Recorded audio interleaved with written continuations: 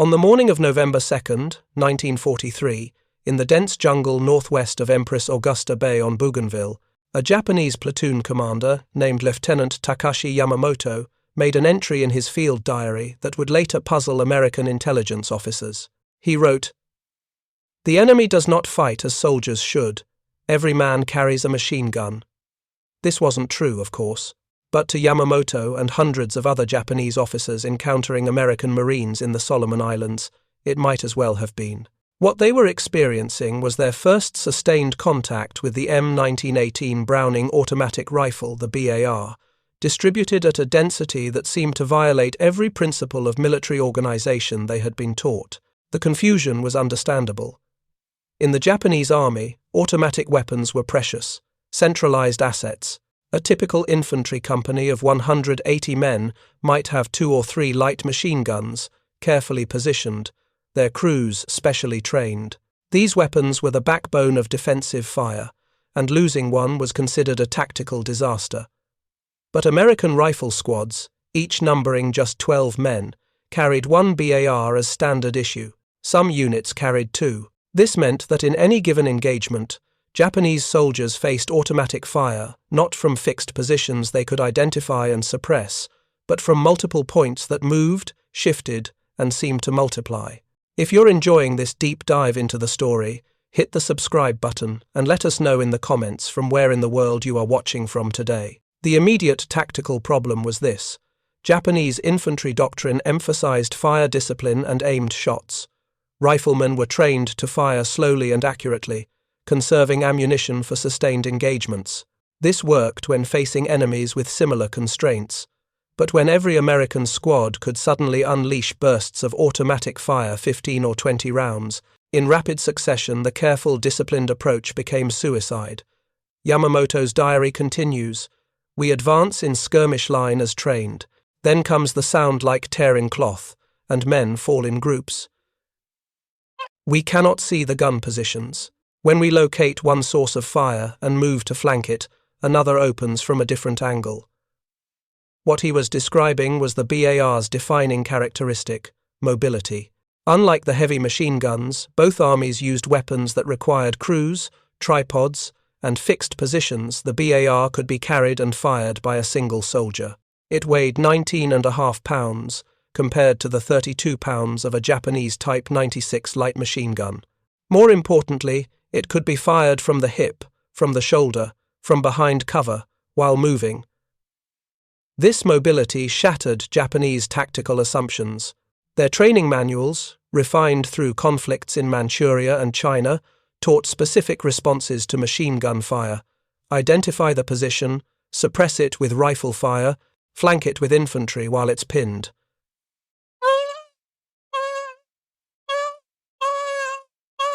But the BAR didn't stay pinned. By the time Japanese troops maneuvered to flank a position, the BAR gunner had moved, or another BAR opened fire from a completely different location. The psychological impact was immediate. Japanese soldiers, trained to close with the enemy using superior morale and night attacks, found themselves cut down before they could engage. The sound of the BAR, a distinctive rapid hammering quite different from the slower cadence of bolt-action rifles, became associated with casualties before contact. American after-action reports from Bougainville noted something unusual. Japanese casualties were increasingly found at longer ranges than expected, as if units had been stopped before closing to assault distance. This wasn't because American marksmanship had improved overnight. It was because the volume of fire from BARs, even if not precisely aimed, created zones that infantry simply could not cross. To understand why the BAR shocked Japanese forces so profoundly, you must first understand the philosophy that shaped Japanese infantry weapons. The Arisaka Type 38 rifle, issued to Japanese infantry since 1905, embodied a specific military worldview. It was a superbly accurate bolt-action rifle, reliable and well-made. Japanese soldiers trained extensively with it, and marksmanship standards were high. The doctrine emphasized aimed fire. Every bullet counted, every shot should have a target. This wasn't mere tradition. It reflected Japan's industrial reality. By the 1930s, Japan's manufacturing base, though growing, could not match Western powers in raw output. Steel was precious. Ammunition production was limited. The military adapted by emphasizing quality and efficiency over volume. Japanese light machine guns reflected this philosophy. The Type 96, introduced in 1936, fired the same 6.5mm round as the Arisaka rifle, allowing shared ammunition. It was fed by a top-mounted magazine holding 30 rounds, and doctrine specified short, controlled bursts to prevent overheating and conserve ammunition. Machine gun crews were elite specialists, carefully trained. The typical Japanese infantry squad consisted of 13 men, a sergeant, 2 grenadier teams, and a rifle team. Only 1 light machine gun was allocated per squad, and sometimes per platoon.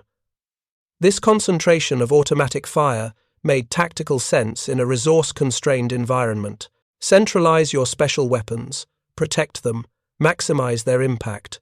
If you're enjoying this deep dive into the story, hit the subscribe button and let us know in the comments from where in the world you are watching from today. Training reinforced this approach. Japanese soldiers practiced fire discipline obsessively. Wasting ammunition was not just tactically foolish, it was shameful. Officers monitored expenditure carefully. After action, reports noted rounds fired, and units that exhausted ammunition without proportional results faced criticism. This created soldiers who were, by Western standards, remarkably economical. Captured Japanese ammunition pouches often contained exactly the number of rounds issued 60 for a rifleman carefully counted. Prisoners reported that unauthorized firing could result in punishment. The cultural dimension went deeper. Japanese military culture prized spiritual strength over material superiority. The philosophy of seishin spirit, willpower, taught that determination and moral courage could overcome material disadvantages. Soldiers were instructed that Japanese fighting spirit was inherently superior to the materialistic Americans who relied on machines and firepower. This wasn't empty propaganda. It had worked. In Manchuria against Chinese forces, in Malaya against the British, in the early Philippine campaigns, Japanese infantry had achieved stunning victories against numerically superior and sometimes better equipped enemies. Night attacks, aggressive infiltration, willingness to accept casualties, these tactics had succeeded repeatedly. But those victories had been against enemies with similar constraints. British and Chinese forces in Asia also operated with limited automatic weapons, also emphasized aimed fire, also struggled with supply lines. The Japanese approach mobility, aggression, fire discipline worked brilliantly when both sides faced similar limitations. The American military, however, had made radically different choices. The United States Army's experience in World War I had taught planners that firepower, not manpower, won battles. The development of the BAR itself reflected this lesson. John Browning designed it in 1917 specifically to give individual soldiers automatic fire capability for advancing under fire, walking fire, as the concept was called. By 1941, American infantry doctrine had fully first firing phase, embraced distributed firepower. The standard rifle squad included a BAR gunner and assistant gunner as integral members.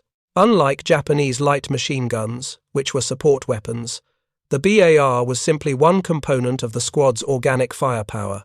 The decision to issue BARs at the squad level was only possible because of American industrial capacity. Each BAR cost approximately $83 to manufacture in 1943, expensive compared to a Springfield rifle at $26, but trivial compared to the cost of training and transporting an infantryman overseas. The United States produced over 350,000 BARs during World War II, from contracts split between Colt, Winchester, and other manufacturers. This number represented something Japanese planners could not replicate: the ability to produce automatic weapons in such quantity that they became disposable. Not literally disposable, but tactically expendable in a way that violated Japanese assumptions about weapons management. Consider the ammunition requirement. Each BAR gunner carried 12 magazines of 20 rounds, 240 rounds. His assistant carried additional magazines, bringing the total to over 400 rounds per BAR team, The squad as a whole carried over 1,500 rounds of ammunition into combat. For comparison, an entire Japanese infantry platoon of 50 men might carry 3,000 rounds total, including machine gun ammunition. An American rifle squad of 12 men carried half that amount. This required staggering logistics. A Marine division in combat might expend 500,000 rounds of .30-06 ammunition per day. Ships had to carry it across the Pacific. Trucks and porters had to move it to front lines. Supply officers tracked it with the same attention as food and water. If you're enjoying this deep dive into the story, hit the subscribe button and let us know in the comments from where in the world you are watching from today. The Japanese military could not sustain such expenditure. Ammunition ships were priority targets for American submarines. By 1943, the sea lanes between Japan and forward bases were increasingly dangerous. Units in the field learned to expect ammunition shortages and adapted their tactics accordingly. This created a vicious cycle. Japanese infantry, facing American squads with multiple automatic weapons, wanted to respond with suppressive fire. But doctrine and supply realities prevented it, so they attempted to close rapidly, accepting casualties to reach hand-to-hand combat range where their superior skill with bayonets might matter. But the BAR excelled at exactly this scenario. At close range, fired from the hip or shoulder, it could sweep an area with devastating effect. American troops called it hosing down, an enemy position language that revealed their abundance. Water from a hose was unlimited, continuous, not something rationed or conserved. The psychological message was unmistakable. The Americans could afford to waste ammunition. Japanese soldiers, counting their remaining rounds, rationing shots, could hear in every BAR burst the sound of industrial plenty. Each 20-round burst represented more ammunition than some Japanese riflemen carried for an entire day. Manufacturing data tells the story starkly. In 1944, the United States produced approximately 1.5 billion rounds of .30-06 ammunition. Japan, struggling under bombing and blockade, produced roughly 800 million rounds of all rifle and machine gun ammunition combined, for a military spread across China, Southeast Asia, and the Pacific Islands. The Americans weren't just outfighting Japanese soldiers. They were outproducing them at a ratio that made tactical skill increasingly irrelevant. When one side can fire 10 rounds for every 1 round the enemy fires, when automatic weapons are squad-level standard, instead of company-level treasures, the nature of infantry combat fundamentally changes. Part 2. The weapon itself. The M1918 Browning automatic rifle was not, strictly speaking, a perfect weapon. It had limitations that American ordnance officers acknowledged even as they issued hundreds of thousands of them. It weighed 19.5 pounds, loaded heavy enough that carrying it on long marches exhausted even strong men. The barrel could not be quickly changed, so sustained fire caused overheating and loss of accuracy. The 20-round magazine meant frequent reloading in combat, and changing magazines under fire required practiced hands. The rate of fire, depending on the setting and model, ranged from 300 to 650 rounds per minute on full automatic. In practice, however, doctrine and barrel heating limited gunners to bursts of 6 to 10 rounds. Longer bursts risked jamming and wasted ammunition on inaccurate fire. Yet, despite these limitations, the BAR possessed qualities that made it devastatingly effective in Pacific jungle warfare. First, its .30-06 cartridge delivered tremendous stopping power. The bullet weighed 150 grains and travelled at 2,800 feet per second, generating over 2,700 foot-pounds of energy. This round could penetrate light-cover bamboo, palm fronds, undergrowth that stopped lighter rifle rounds. In jungle combat, where targets were glimpsed rather than clearly seen, this penetration proved crucial. Second, the weapon's gas-operated system proved remarkably reliable in tropical conditions. Unlike some automatic weapons that required meticulous cleaning, the BAR continued functioning even when caked with mud, wet from stream crossings, or exposed to salt spray. Marines reported that BARs worked when other weapons failed.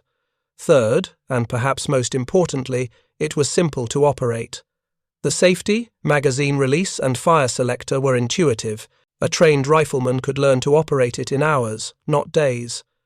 This meant that if a BAR gunner became a casualty, another squad member could immediately pick up the weapon and continue firing. The standard BAR team consisted of 2 men, the gunner and the assistant. The gunner carried the weapon, 12 magazines in a belt, and a cleaning kit. The assistant carried additional magazines, spare parts, and his own rifle. In combat, they worked in tandem, the assistant loading fresh magazines while the gunner fired, then switching roles if the gunner was wounded. Training emphasized short, controlled bursts aimed at the center mass of targets. The doctrine manual specified that the BAR was not a light machine gun for sustained fire, but an automatic rifle for shock action and suppression. Gunners learned to fire 3 to 5 round bursts, assess, and fire again. If you find this story engaging, please take a moment to subscribe and enable notifications. It helps us continue producing in-depth content like this. But doctrine and reality diverged in combat. Marines and soldiers quickly learned that the BAR's true value lay in its psychological impact as much as its ballistics. The sound of automatic fire suppressed enemy movement, even if the rounds weren't hitting. Japanese soldiers, hearing that distinctive hammering, would take cover, disrupting their own attacks. American squad leaders exploited this. They would position the BAR to cover likely approach routes, using it as a mobile base of fire. While the BAR suppressed, riflemen could maneuver. This fire and movement tactic, simple in concept, proved devastatingly effective against opponents trained for different combat rhythms. The weapon's magazine capacity of 20 rounds created an interesting tactical dynamic. It was enough for several bursts but required discipline to avoid emptying the magazine too quickly. Good gunners learned to count their shots, maintaining awareness of remaining ammunition. The distinctive click of an empty magazine became a sound that squad members listened for, signaling the vulnerable moment when the gunner was reloading. Japanese infantry, listening to American firefights, began to recognize this rhythm. Bursts of fire, pause, bursts again. Intelligence officers noted in captured documents that some units attempted to time attacks for these reload pauses. But the American response was simple: when one BAR reloaded, another covered. With multiple BARs per platoon, the fire never truly stopped. The maintenance requirements, while less demanding than some automatic weapons, still required attention. The gas cylinder needed cleaning every few hundred rounds. The bolt and firing pin required lubrication in the humid jungle environment. But compared to Japanese light machine guns with their complex feed mechanisms and cooling requirements, the BAR was remarkably forgiving.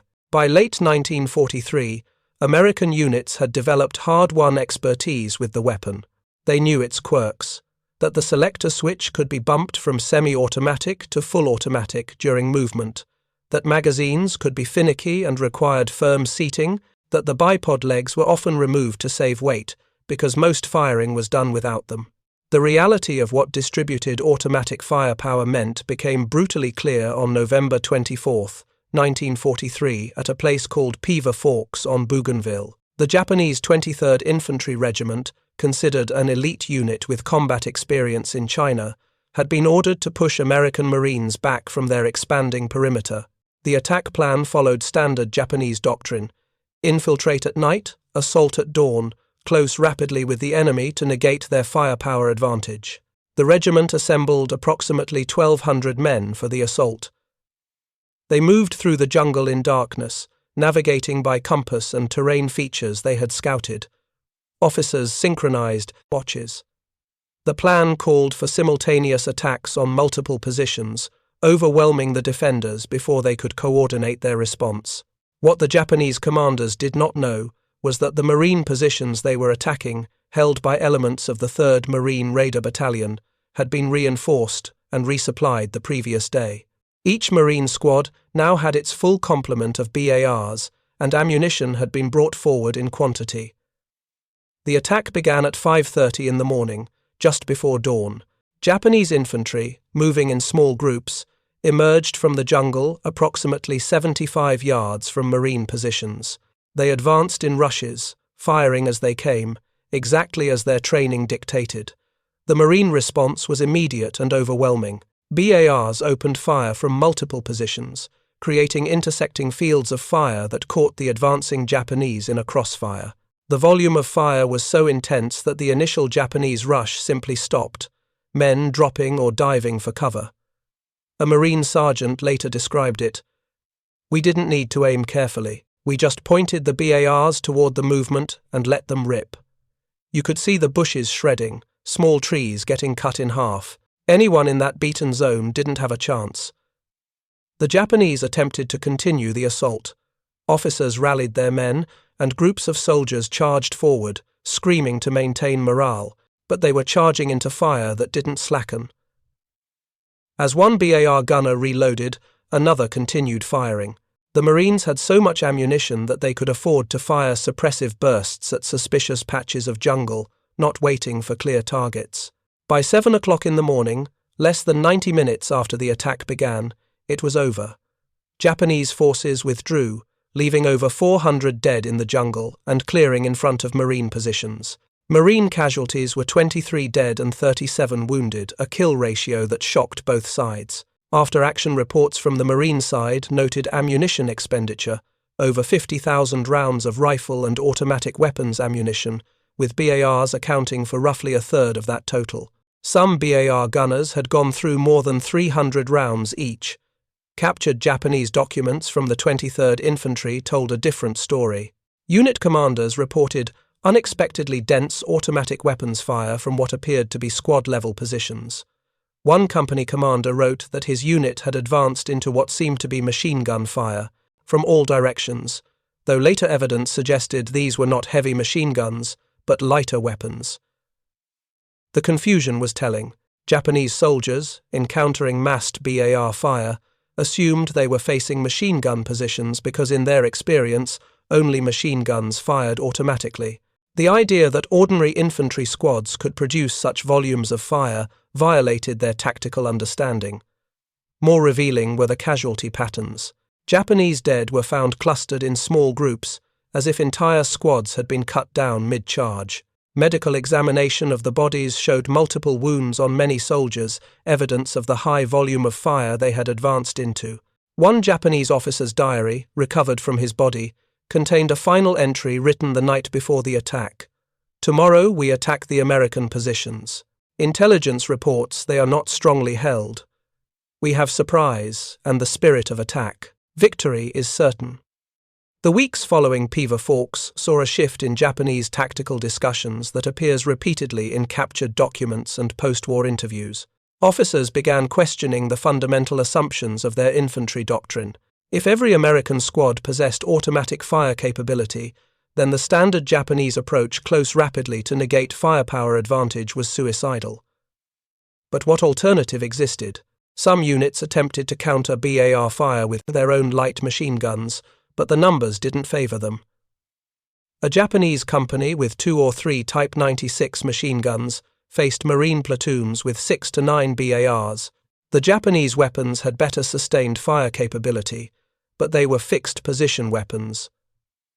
The BARs moved. Japanese after-action reports from late 1943 and early 1944 showed tactical adaptation attempts. Some units tried rushing American positions in larger groups, accepting casualties to overwhelm through numbers. Others attempted longer-range firefights, using cover and aimed shots to conserve ammunition while inflicting casualties.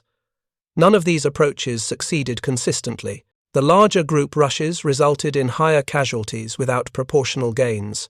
Longer-range firefights exhausted Japanese ammunition supplies without suppressing the Americans, who simply fired more rounds in return. A captured training document from early 1944, circulated to Japanese units in the Pacific, acknowledged the problem directly. American infantry squads possess automatic fire capability exceeding that of our light machine gun sections. Standard assault tactics must be modified, but modifying tactics required resources Japan didn't possess. Issuing more automatic weapons to infantry units would require production capacity that didn't exist. Increasing ammunition allocation would strain supply lines, already disrupted by submarine warfare. The document's proposed solutions, better use of terrain, more careful reconnaissance, night infiltration, were refinements of existing doctrine, not fundamental changes. Japanese soldiers, reading such documents, understood the subtext. Adapt with what you have, because reinforcement isn't coming. If you find this story engaging, please take a moment to subscribe and enable notifications. It helps us continue producing in-depth content like this. The psychological impact extended beyond tactics.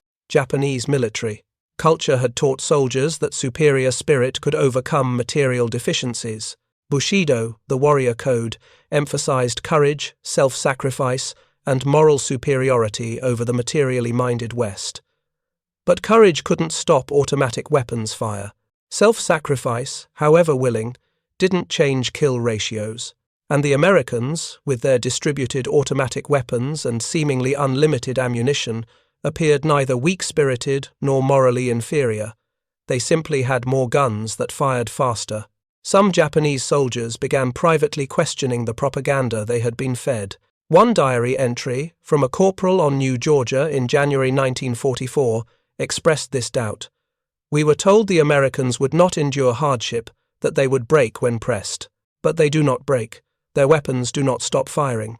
Perhaps we were told wrong things." Such doubts remained private. Expressing them openly risked accusations of defeatism.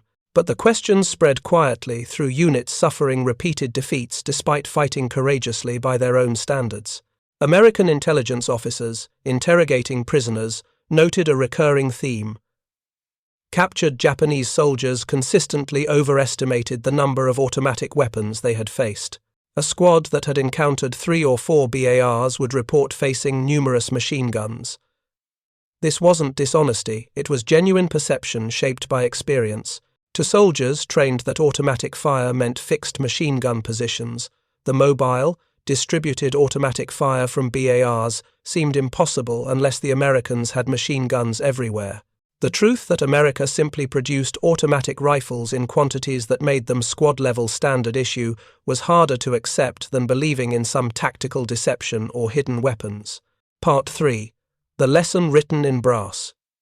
By mid-1944, Japanese military planners had access to increasingly grim statistics that quantified what their frontline soldiers had been experiencing. Casualty reports from across the Pacific showed a consistent pattern. In engagements where Japanese forces attacked prepared American positions, the casualty ratios averaged 4-1, or worse, in favor of the Americans. When American forces attacked Japanese positions, the ratios were closer to even, but American attacks came with artillery preparation and air support that Japanese defenders rarely enjoyed. The common factor in defensive engagements where Americans held the advantage was small arms fire density. After-action analyses, conducted by Japanese staff officers far from the front lines, identified automatic weapons at the squad level as a critical factor. But identifying the problem and solving it were different matters entirely. Japan's industrial capacity, never matching American output even before the war, had deteriorated badly by 1944. Allied bombing had destroyed factories, submarine warfare had severed supply lines, raw materials, especially steel and rare metals needed for weapons production, were increasingly scarce. The numbers told the story. In 1944, Japanese factories produced approximately 38,000 light machine guns of all types. The United States produced over 120,000 BARs that same year, and that figure excluded actual light and heavy machine guns, submachine guns, and other automatic weapons. More telling was ammunition production. Each BAR required specialized 30-06 cartridges. American factories produced these by the billion, in facilities dedicated solely to ammunition manufacture. Japanese ammunition production, spread across multiple calibers and weapon systems, couldn't approach this scale. Some Japanese units attempted improvisation. Captured American weapons, including BARs, were occasionally used by Japanese soldiers. But this created logistical nightmares. American ammunition had to be scavenged from battlefields or captured supply dumps. Without reliable ammunition supply, a captured BAR became a heavy club after its initial magazine was expended. Training documents from this period show Japanese instructors teaching soldiers to identify BAR positions by sound and muzzle flash, then attempt to suppress them with concentrated rifle fire. The theory was sound. If you couldn't match automatic fire with your own automatic weapons, coordinate multiple riflemen to create similar fire density. In practice, this required coordination under fire, something increasingly difficult for units taking casualties from the very weapons they were trying to suppress. Japanese soldiers, asked to maintain fire discipline while being shot at by automatic weapons, faced an impossible psychological challenge. Some officers advocated for abandoning offensive operations entirely, focusing on static defense in fortified positions where American firepower advantages mattered less. This defensive strategy was implemented at places like Peleliu and Iwo Jima with some success. American casualties were much higher when attacking prepared defenses. But defense meant conceding the initiative. It meant giving Americans time to bring forward their artillery, their air support, their tanks, and even in defense, the presence of BARs in attacking American units created problems. American squads could suppress Japanese firing positions with automatic fire while other squads maneuvered, a coordination that Japanese defenders struggled to counter. The fundamental equation remained unsolved. How does an army trained and equipped for one type of warfare adapt when the enemy fights by completely different rules? How do soldiers maintain morale when their courage and skill matter less than their opponent's industrial capacity? Japanese commanders had no good answers. They issued orders emphasizing spiritual strength, the importance of Bushido, the shame of surrender. They exhorted soldiers to fight harder, sacrifice more willingly, accept death with honor. But no amount of exhortation changed the material reality. When an American rifle squad with a BAR encountered a Japanese rifle squad with bolt-action rifles, the outcome was statistically predictable. Individual courage might shift results in specific instances, but across thousands of engagements, mathematics prevailed. The human dimension of this technological and industrial disparity appears most clearly in the diaries and letters of Japanese soldiers who survived to write about their experiences. One private, Takeshi Yoshida, who fought on Saipan and survived to become a prisoner of war, kept a diary through the campaign. His entries chronicle a psychological journey from confidence to bewilderment to resignation. Early entries, from June 1944 when American forces first landed, express determination. "We will drive them back into the sea. Our spirit is stronger than their machines." By mid-June, the tone shifts. Their automatic fire is constant. We advance and are cut down. We take cover and they continue firing. Where is all their ammunition coming from? Late June, just before his capture when wounded. "I have 11 rounds remaining. I have been rationing them for 3 days. The Americans fire as if ammunition costs nothing. Perhaps to them it does not." Yoshida's experience was replicated across thousands of Japanese soldiers. The psychological stress of facing unlimited firepower while conserving their own scarce ammunition created a specific kind of combat trauma that Allied psychiatrists later documented when examining prisoners. Captured soldiers often exhibited signs of what would now be recognized as acoustic trauma hypersensitivity to sudden sounds, especially anything resembling automatic weapons fire. Some flinched at loud noises months after capture. Others reported intrusive memories, specifically of BAR fire, the distinctive sound pattern recurring in their thoughts. American medical officers, examining Japanese prisoners, noted high rates of malnutrition and exhaustion, but also psychological symptoms consistent with prolonged stress, inability to sleep, hypervigilance, emotional numbness.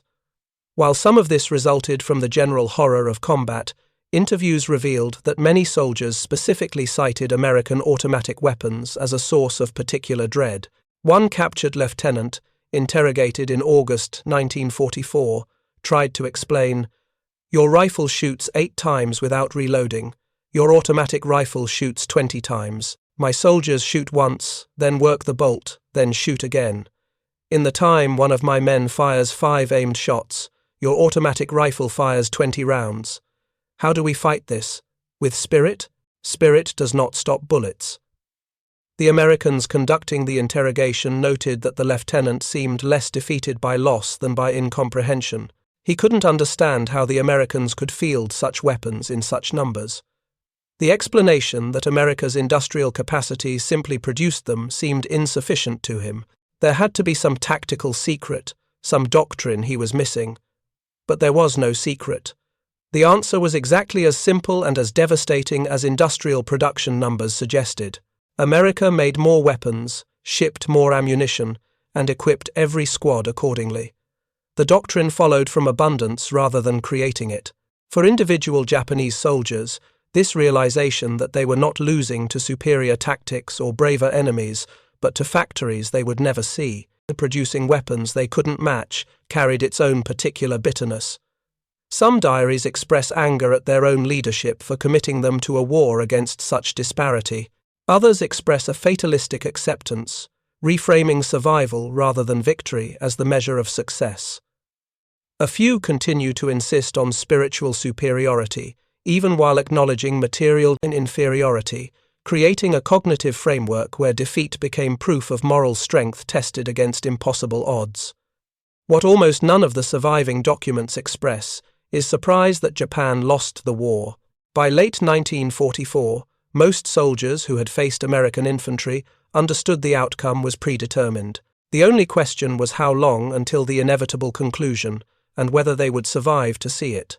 When Emperor Hirohito announced Japan's surrender on August 15, 1945, Japanese soldiers across the Pacific and Asia laid down their weapons.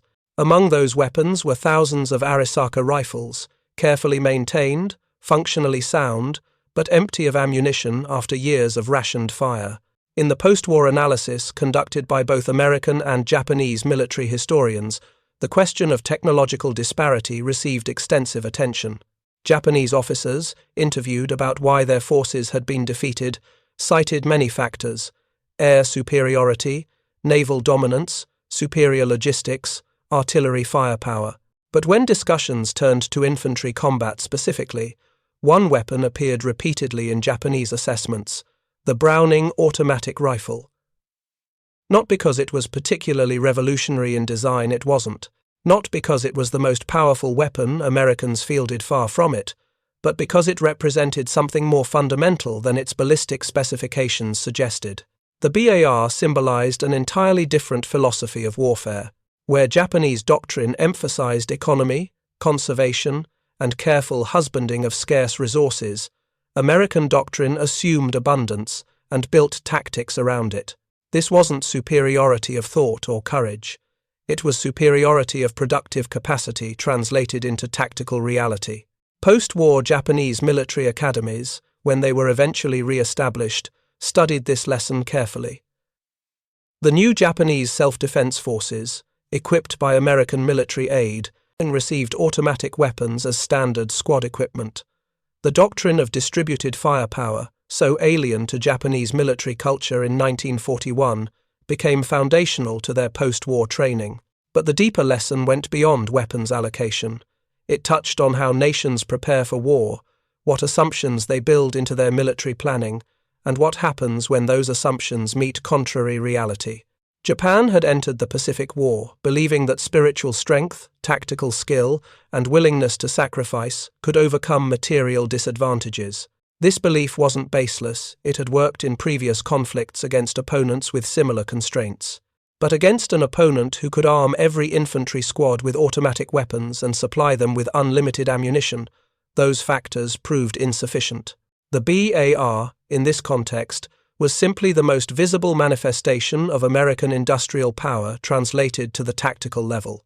Every burst of automatic fire from a 12-man Marine squad carried an implicit message. We have so many factories, so much steel, so much productive capacity, that we can afford to give every squad weapons you reserve for specialized units.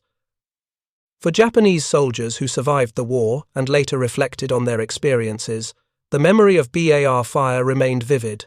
In interviews conducted decades later, veterans would describe the sound, that distinctive hammering, that meant cover fire was coming, that an attack was being suppressed, that advancement would cost lives. Thank you for watching. For more detailed historical breakdowns, check out the other videos on your screen now, and don't forget to subscribe.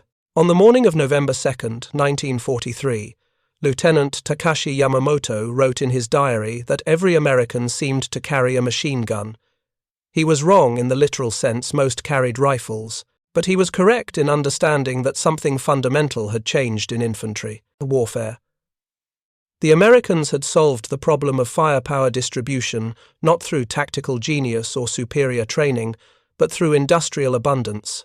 They had taken an automatic rifle designed in 1917 and produced it in such quantities that it became unremarkable, standard, expected. For Japanese soldiers trained in a doctrine of scarcity, this abundance was incomprehensible until they experienced it. Then it became unforgettable. The sound of BAR fire, the sight of tracer rounds streaming from squad positions, the realization that American soldiers could fire continuously while Japanese soldiers counted their remaining rounds, these became the sensory memories of defeat. Wars are decided by many factors. Strategy matters, leadership matters, courage and sacrifice matter, but in the Pacific War, industrial capacity mattered most, and nowhere was that capacity more personally, immediately, lethally evident than in the hands of American infantrymen carrying BARs, firing bursts that seemed to never end, advancing behind firepower that seemed unlimited. The Japanese army had prepared to fight one type of war.